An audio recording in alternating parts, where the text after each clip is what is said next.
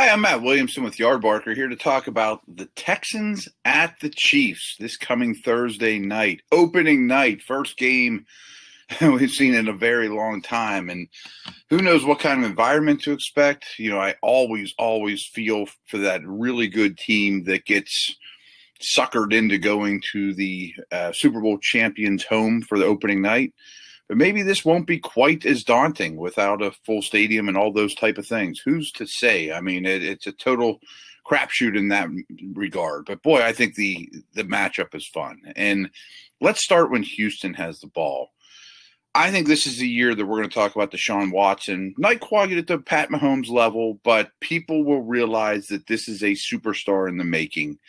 I think his line is much better than it's ever been, and I think they'll do a pretty decent job of containing the Chiefs' pass rush.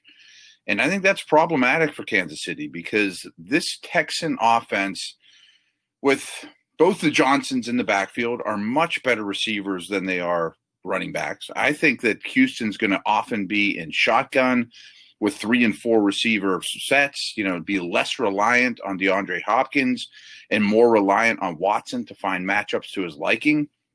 And they have a lot of very able pass catchers. And I think there's a lot of mismatches in their favor in the passing game here. I don't think the Chiefs' back seven is all that great.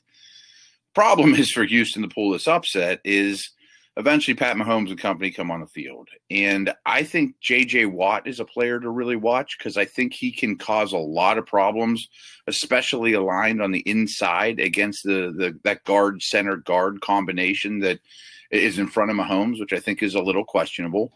And I do think Houston has some playmakers, but in the end, they just can't match up to all this firepower.